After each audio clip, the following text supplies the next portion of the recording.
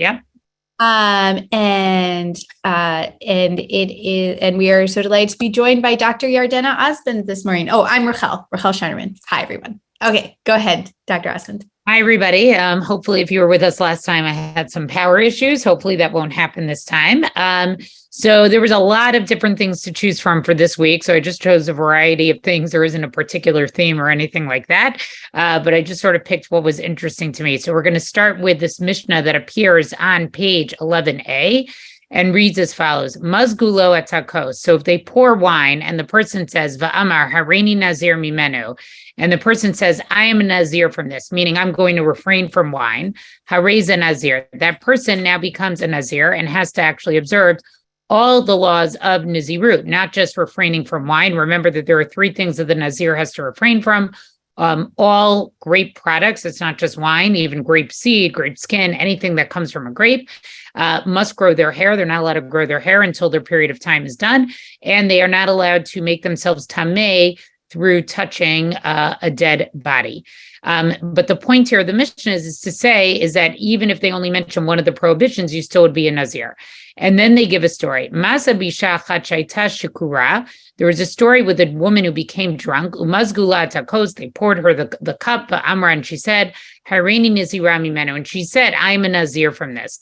Amru chachamim. The chachamim said, Lo nitkavena zo elalamar harehu alai korban. They said what she really meant to say is that this is to me like an offering. In other words, she was saying that she only wanted to make a vow about this particular cup and not about actually being a Nazir, even though she used the language of a Nazir. Now, this is a very peculiar Mishnah because it starts with a principle, right? A halakha, a law that it's teaching us, which is that if you just use the language of Hareini Nazir Mimenu over a glass of wine, you are Nazir. And then they tell a story that is exactly the opposite of that. And the Gemara is very puzzled by this and begins as follows. Masa listor, right? What is the story there for? Is it there to contradict the first part of the Mishnah? Amart reisha hareza naser, v'hadar tani masa bisha achad. First in the half, you gave this statement about hareza nazir, that the person is considered a nazir. And then afterwards, you teach the story about this one woman. Alma b'hai hudasor ha yana achrina shari. So in the story, it seems that with this one cup of wine, right, that's what's forbidden to her, but actually all other wine would be permitted to her, and she's not actually a nizira. And so the Gemara here uses something that we actually see quite often in the Gemara itself, and it's an interesting tool. The Gemara basically admits that sometimes some of the text of the Mishnah is actually corrupt. In other words, the text that we have is not the text that should be. And it's called a chasure michsara, which basically means that the Mishnah is actually incomplete or it's missing some words. And so it says, this is what's true of this particular Mishnah. It's a chasure michsara, v'hachi kitani, and this is what it actually should teach. Mazgulo atakos, right? They pour the wine, v'amar hareini nazir mimenu hareza nazir. So that's exactly the same text of the Mishnah as we have it. V'im shikorhu, those are the three words that it adds. However, if the person is drunk, v'amar hareini nazir mimenu eino nazir. Now, I found this to be very, very interesting, right? Because in all of our learning of Nizarim, we didn't actually have any specific case or Mishnah that said, oh, but hey, if you make a neder while you're drunk, we're not going to say we're going to say that neder doesn't count. This seems to be something very specific that came up with Nazir itself. So I think that's one thing that's interesting. And it's also interesting that according to the Mishnah would sort of want to go out of its way, at least, to sort of teach an unusual case, right? Normally they want to teach sort of the general cases or the general principle. And here they want to give like this unusual case. Well, like if you're drunk, we know you didn't mean it. And the Gemara continues by saying that, my taima, what's the reason? Kamanda mahare alai korbanhu. Really, it's like this person who says it when he's drunk, he's really sort of saying like this cup is forbidden like a korban for me. Meaning I've had so much to drink, I know that I'm drunk, I don't really want to have any more wine. V'chi tema lama hachi, right? And if you want to say, right, shouldn't he say this? Be more explicit when he says this. Savar matnin li akrina umitsarin li, right? He says if he just says I don't want this cup, they're going to keep bringing him another cup and he's going to get aggravated. Right? If he says this statement, if he uses language, real extreme language, using the language of the Nazir, right? Then it's clear to the person who's bringing the wine that I don't want to drink. This person doesn't want to drink anymore. I'm not going to bring them any more wine. And then the Mishnah continues by giving us the story of this particular woman. So I think the other thing that's interesting here, besides actually saying that maybe this Mishnah is actually missing some words, is the idea here that sometimes some of this language, the language around Nazirut, the language around Nidarim, around vows, is really extreme language. That, in other words, somebody would say something, it's language of emphasis. And this is an example of that. It's not that the person means to be a Nazir, but it's more that the person is using some type of emphatic language to make their point. And it's interesting, in Nidarim, it didn't look like you get so much of an out for doing that. But here in this specific case of Nazirut, because the person is drunk, we do allow them to have a sort of an out. Okay, I'm now going to move on to the bottom of Yud Aleph Bet. On to our next topic, but I'll quickly check the chat, and see if anybody had anything to say. Okay. Aaron, so somebody here wants to know if being, sorry, I was just reading the question to you. Aaron wants to know if being drunk like nullifies vows in general.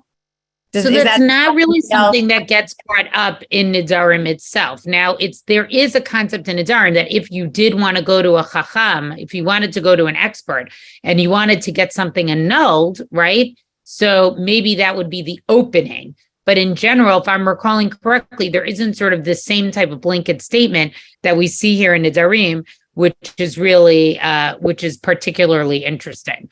And again, remember here, it's sort of saying like, you don't even need to go to the chacham. You don't even need to go to the expert.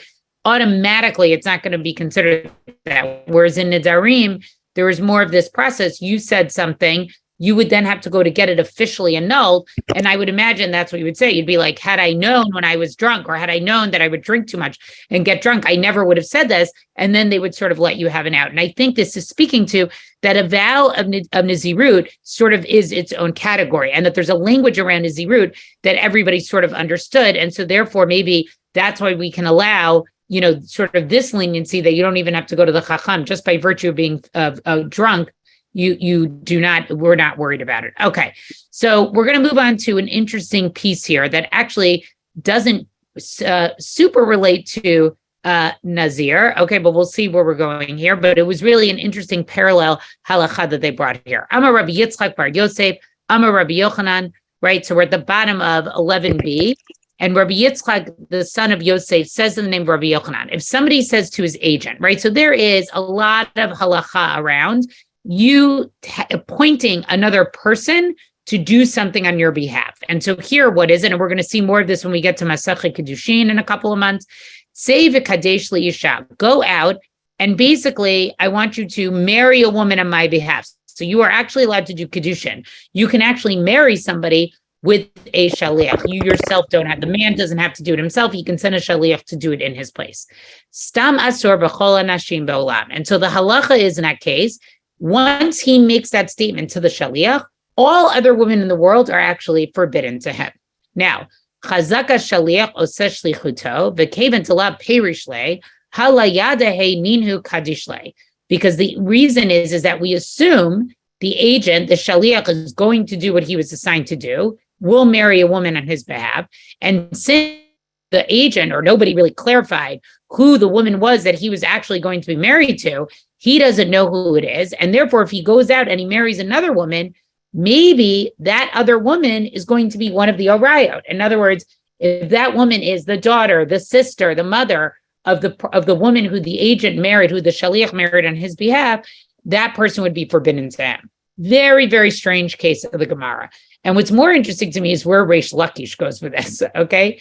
Eitive Reish Lakish of Rabbi Yochanan. So remember, Reish Lakish and Rabbi Yochanan are what we call bar paluktas. They're chavrusas. They always argue with each other. The story of how they meet is actually fascinating. Maybe we'll get to teach it another time. And so he basically quotes a Mishnah from Kinim. And the Mishnah says as following, Kain's duma sheparcha gozal achad mehem la'avir ha'olam. So we're talking here about a person who's tameh and needs to become tahor. Now we learn more about this because we know even when a nazir tahor, right? This is going to be later on in this week. When a nazir tahor a pure Nazir becomes Tameh, they have to bring a variety of korbanot in order to become tahor again, in order to become pure. And one of the things they bring, it's 2 birds, okay? So let's say they sort of set aside an unspecified nest, okay? So in other words, they have a whole bunch of birds and they say, okay, we're just going to one of these nests is going to be the birds that I'm going to take, the birds that live in one of these nests here. Now, if you actually go to Beit Gurin in Israel, that's a big archaeological site of all these caves, they actually have caves with all these hundreds of dovecots there that are very, very interesting to see, which is where they would keep birds, okay, and things like that, okay? One is for an olah, one is for a chata, one is a full burnt offering, and one is for a chata. But he didn't say which bird was going to be for which. He just said this nest, that's what I'm going to use. I'm going to use one of these nests there, okay? And so what happens? One of the birds in that nest actually flies away, right? And I love the language here. La'avir ha'olam. It just goes to the open world. You're never going to find that away. The bird leaves.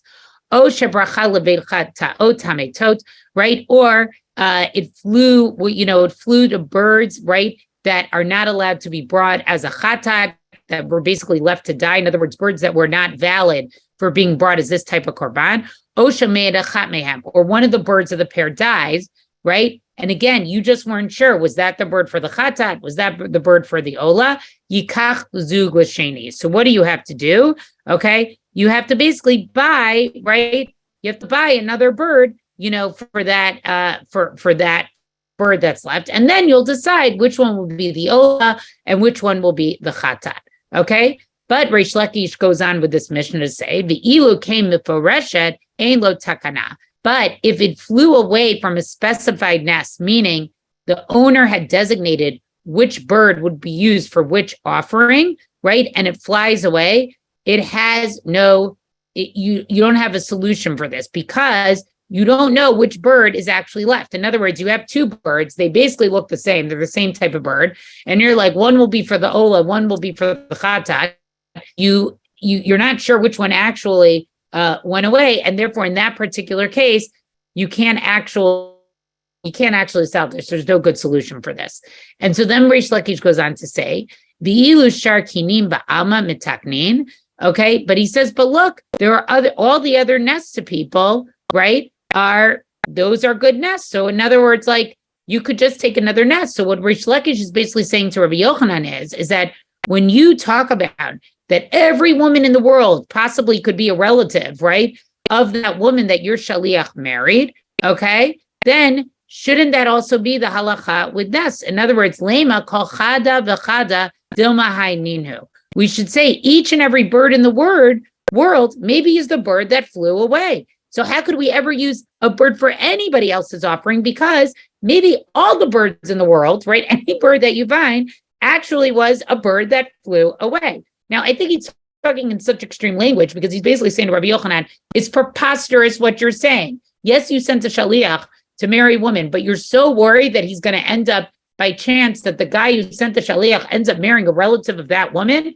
Come on, Rabbi Yochanan. So he takes a mishnah from a totally different case and area of halacha to basically prove his point of sort of that thinking can only get you so far. And what I love about these types of passages is the ability of the Amoraim. Remember, Reish Lakish from Rabbi Positional Amoraim, they both live in Eretz Yisrael. They both studied with Rabbi Yehuda Hanassi. Rabbi Yochanan studied with Rabbi Yehuda Hanassi. So they are sort of like the transitional Amoraim, they're first generation Amoraim. But the idea that all halacha is parallel to each other. You can take a law from one case to another case, and you have to basically be like, if I can learn something in one case, then it has to be true in the other case.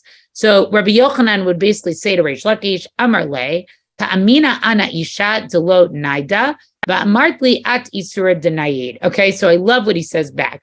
So he says, I can say what I said, that we actually worry about all these other women because a woman doesn't move. In other words, she has a fixed place to be. Every woman is going to go back to her house, whereas birds, what do? Okay, they could basically go to any nest. They don't have a fixed place to be. So what he's basically saying here is that we sort of assume, right, that we haven't yet, right? We haven't identified who the actual woman is that the shaliach married on his behalf. but in other words, all the other women basically should have the same legal status, right? And since there is a concern that someone could be forbidden, right? So then we're going to say everybody's, then we should say that even if some are forbidden, everybody should be forbidden. But if this person is in a fixed place, right? So then, we could also say that, okay, like could be forbidden, could not be forbidden. Okay. So that's why all the women in the world are going to be forbidden, because we don't really know. We can't really tell. Could somebody be a relative or could not be a relative? But his point is, you're speaking to me about something that actually moves. In other words, Rabbi Yochanan basically says back to Reish Lakish, you absolutely cannot compare these two cases, because women, people don't move around. People have a home. We know where to find somebody. It's not an issue of confusion, right? Once he identifies who the woman is that he married, we're going to know who all her relatives are, right? There's nothing to get confused about. It's just that right now we don't know who that woman is, but a bird moves around. We're never, ever, ever going to actually be able to figure this out. And then finally, this is the last part I'll read. This section actually goes on for quite a while. If you want to say, hachanami nayad, maybe the woman does move around, right? And more, right? Bishuka ashkach v'kadesh.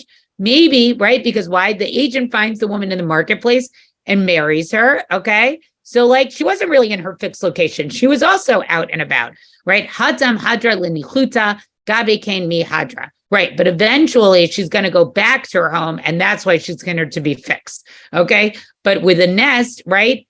We never know if a bird's actually going to return back to his nest, and so therefore we go by the majority of the birds in the world and assume it was not a bird that actually had been designated for his korban. And I love this last little section here because it sort of like takes it even more to its logical conclusion, right? It's not just about it being fixed. We're even going to be like, yeah, if you want to call going out to the marketplace, moving around, yeah, but eventually everybody sort of goes back home. So I just thought this was a great little passage where they really have this ability to take two totally dissimilar pieces of halakha. Reish Lakish wants to compare the two of them. And then lo and behold, here comes Rabbi Yochanan, and he's like, I'm not going to accept this. These cannot be considered to be parallel cases, and you cannot learn one thing from the other, because birds and people are just two totally different types of scenarios. Okay, we're going to move on now to 13. Okay, so somebody wants to know here, how can you have a shaliach without specificities for marriage? You will learn all about this in Masechet Kiddushin. I'm not going to spend time on this now, but that is one of the ways that you were actually allowed to marry somebody, is you could send a thing. Okay, my comments about bird behavior and nesting are incorrect. That may be the case, but that's how the Gemara understands it. I think what the iPhone is trying to say here is that birds maybe do go back to their original nest, but that's not what the Gemara says. The Gemara is sort of saying like birds just sort of move around. Is it possible that the Gemara did not completely understand bird behavior? Absolutely possible. Are there yeshivish or more right-wing people who would disagree with me about that? Yes, because if the science is presented in a certain way, they would like the science to stay that way. But that is the Gemara speaking about that. Okay, now we're going to scroll down to 13b. Okay, sorry. Okay, and we're going to go to another interesting Mishnah here. Okay, so here we have where we start a discussion about either overlapping terms of Nizirut. In other words, somebody makes a vow to do different terms of Nizirut, and they can overlap with each other. So the question is, do they overlap or do they interrupt? Hareini Nazir. All right, so somebody says, I'm a Nazir now. The Nazir kashiyeli bain. Also going to be a Nazir when I have a son. Hitzchil moneh et shelo. So right away he begins that first part of that first term of the Hareini Nazir. V'achar kach nolad lo bain mashlim et shelo.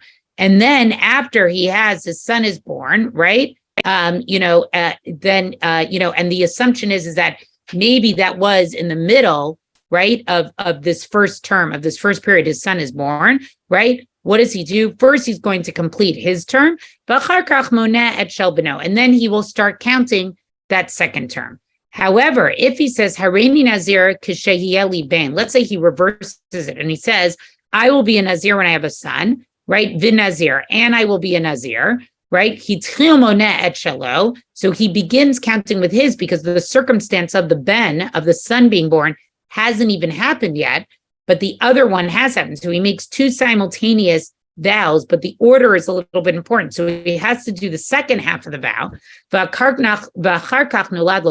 then he has a son, maniach et shalo. He basically sort of interrupts or sets aside his term, umoneh et shalbano, and he starts to do his son, because again, the son was the one that was mentioned first, v'achar kach mashlim et shalo, and then afterwards, he's going to finish up his. So very, very interesting Mishnah, because again, basically the Mishnah is not going to allow that you can do two concurrent terms at the same time.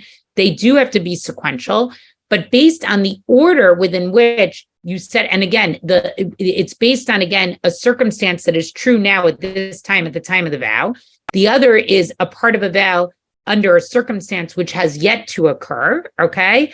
And depending on the order within which you mentioned those two sets of circumstances, either the now or the future event, or if you did future event and then the now, then that will make a difference as to what the halakha will be if somehow those periods of time actually end up overlapping. But the point of the Mishnah here is the times can never overlap.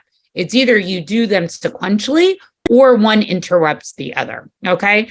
And so we'll just do the beginning part of the Gemara here. By Rava. So Rava basically wants to ask a question here. Amar, somebody says, Harini Nazir la'achar esrim yom. So if somebody says, okay, I'll be a Nazir, right? For basically, the standard 30 days. That's the standard term for Nazirut.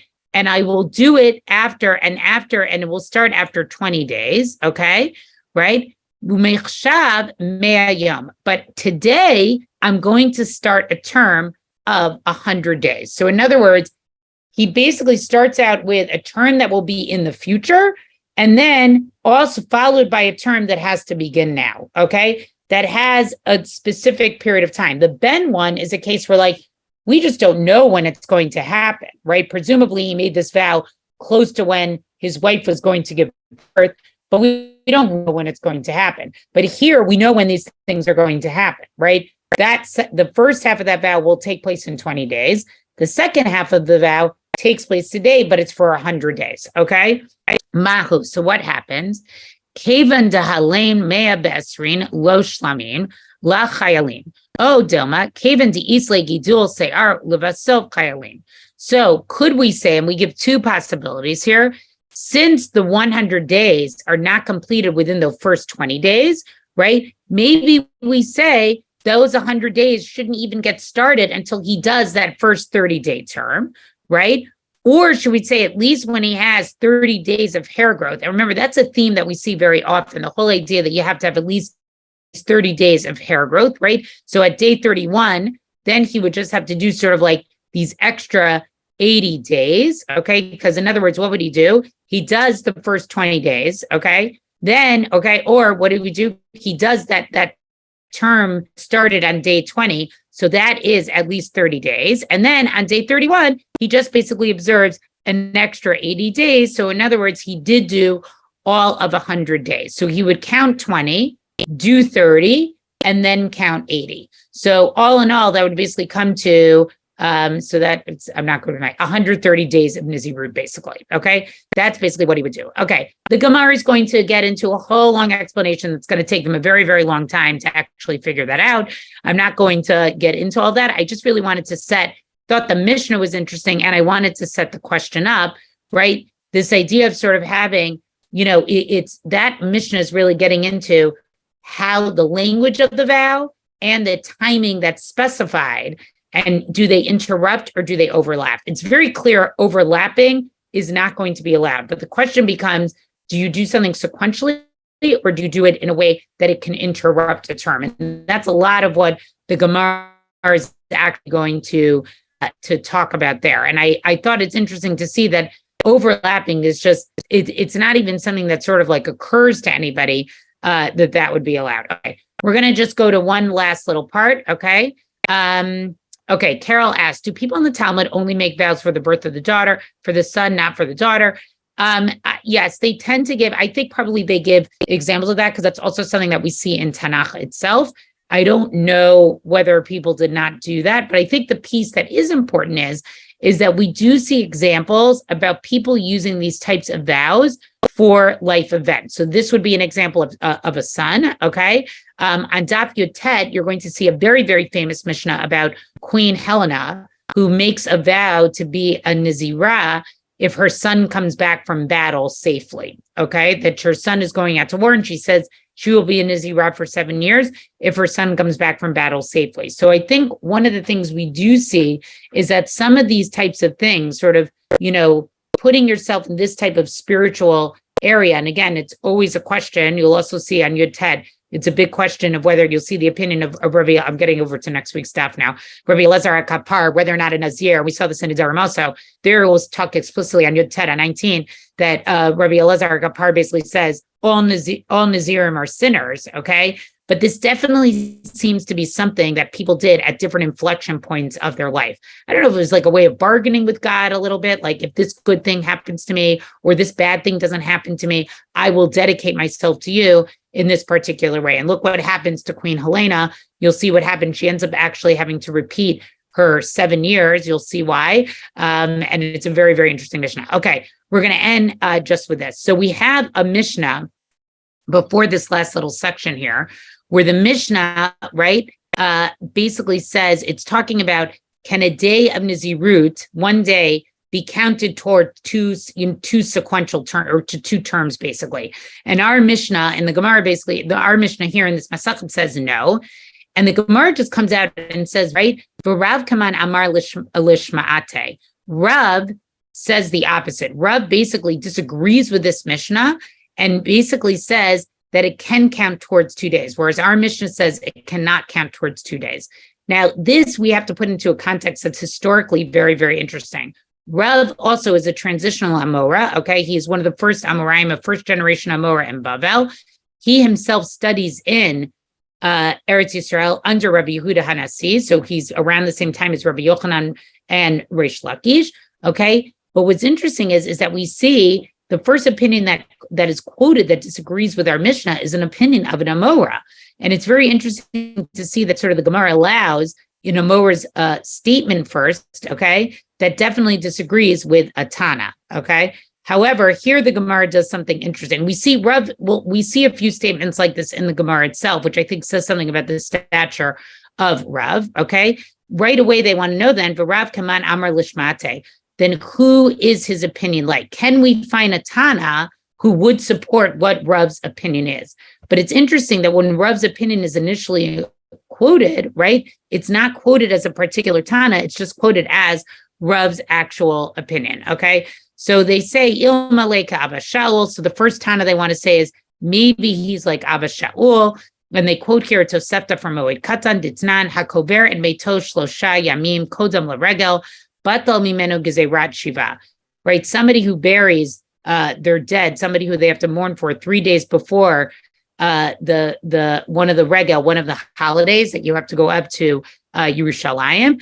Okay, this Shiva, this period of Shiva is basically voided for them, right? Once the festival begins, they don't have to do any of the prohibitions or anything that is around mourning as you would have to for the 7 days, because he basically mourned 3 days. And then it goes on to say Shmona Yamim Kodam Laregel, right? But if he buries his dead 8 days before, okay, Batal Mimenu Gezerat Shloshim, then he did a full 7. He did 1 day of Shloshim. All of Shloshim basically gets batel for him. Umutar L'saper Erev HaRegel. He's actually allowed to cut his hair right before the holiday starts. V'im lo siper Erev HaRegel asur l'saper achar HaRegel. But if he didn't take advantage of that, then afterwards he's not actually allowed, and he actually has to wait a full 30 days after the regel itself.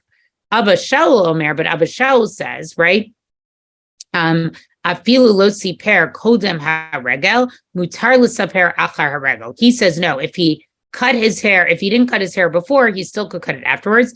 Kishem shem mitzvat shlosham mevatel gezerat shiva, kach mitzvat shiva mevatel gezerat shloshim. And the reason for this is because, right, just as the mitzvah of 3 basically voids the 7, right? So the mitzvah of the 7 voids the 30. Since he completed these 7 days, he doesn't need to do anything of the 30 days. And so then the Gemara says, my time it's Abba Shaul. What's the reason that Abba Shaul says this? Lav mishum zikasavar shvi oleh lakan ulakan. Isn't it because he holds, right, that the 7-day could count for both the period of the 7 and also could count for the period of the 30. And that's how they sort of want to start. Now, the Gemara is actually going to reject this and say that it's actually not true at all. Okay. But again, it's interesting to see here that, they bring this opinion of Rav that they begin quoting with, which completely contradicts our Mishnah itself. You have an Amora contradicting something that the Tana says. And so now what the Gemara wants to do is it really wants to spend a lot of time actually trying to find, can we find a Tana that actually does agree with Rav? And we just got to the beginning of that particular discussion. I believe that we are out of time. I went a little bit over. Okay, I apologize that this didn't have, this wasn't as thematic as some of my other ones because it really was just a lot here. If anybody has any questions, I'm happy to stay on for a few more minutes. Thank you. You've steered us around quite a bit, quite efficiently, quite intelligently, as always. We really appreciate it.